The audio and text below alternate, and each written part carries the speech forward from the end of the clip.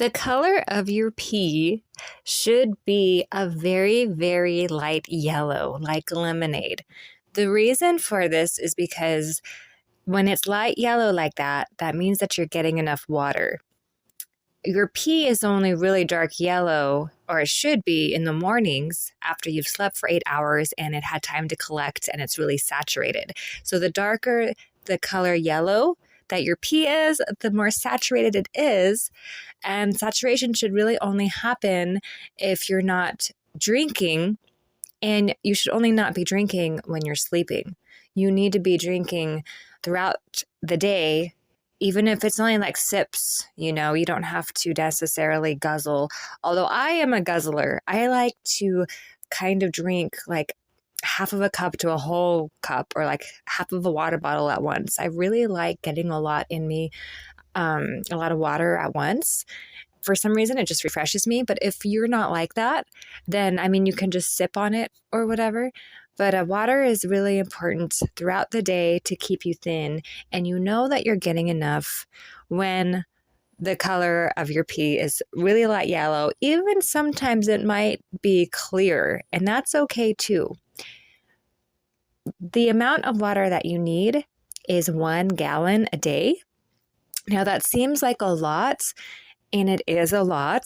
However, because the human's body is the size it is, it needs that much. If we were the size of elephants, we would need 50 gallons of water, 50, because that's how much elephants need every single day. And horses need 5 to 10 gallons. So 1 gallon is a lot, but not when you compare it to other bigger sized species. And so you don't have to drink a gallon of just plain water, but you do need at least like half a gallon of plain water. Most people think that they get enough water, but they don't. They just think they do. They don't actually track it. To know how much that you are eating and drinking, you really should try tracking it. Try for a few days, or what's even better is a few weeks. And what you'll see is that you actually eat a lot more than you probably think you do, and you drink way less than you probably think you do.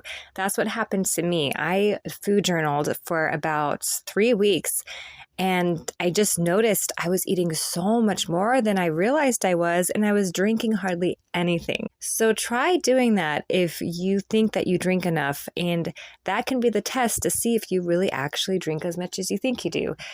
What you do with food journaling is you just write down everything that goes into your mouth. It could be candy, it could be food, water, drinks, any food, anything you consume. Write it down. It doesn't have to be religious that you write it down after every single time you do it, but maybe twice a day write down, or at the end of the day, if you can remember what you ate. And do that for a little while, 3 days, even up to 3 weeks, and have that be the test to see if you really drink as much water as you think you do, because especially if you're overweight. If you're overweight, you are most likely dehydrated. So number 1, the color of your pee, and number 2, try food journaling to see if you do drink as much as you think you do.